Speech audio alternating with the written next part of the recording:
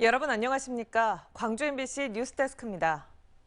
이번 지방선거에서 간신히 호남에서만 승리를 거둔 민주당의 선거 결과가 광주 전남 지역에 큰 파장을 미칠 것으로 보입니다. 그렇지 않아도 인사와 예산에서 호남 차별 우려가 나오는 상황인데 이번 지방선거 참패로 정치적 고립이 현실화하는 게 아니냐는 우려가 나옵니다. 송정근 기자입니다. 이번 지방선거에서 더불어민주당은 호남을 빼고 참패했습니다. 그나마 경기와 제주를 건진 게 다행일 정도입니다.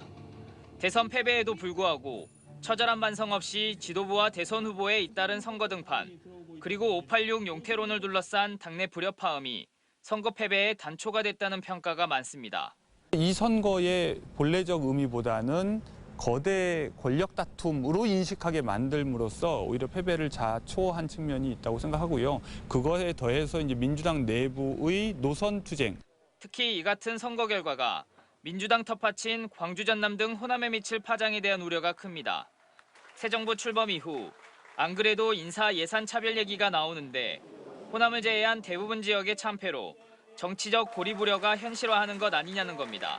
정권이 지금 바뀐 현재도 다른 영남 지역이든 충청 지역이든 다른 지역과 함께 공동 대응을 해서 수도권으로 모든 것이 집중되는 현실을 조금이라도 개선하기 위한 대응을 해야 된다고 생각합니다.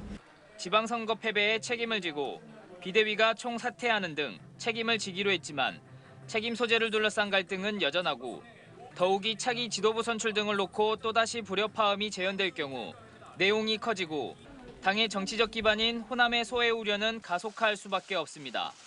대선 패배에 이은 지방선거 참패로 자칫하면 고립무원의 처지로 전락할 수도 있다는 겁니다.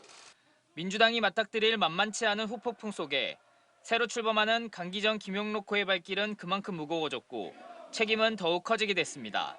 MBC 뉴스 송정근입니다.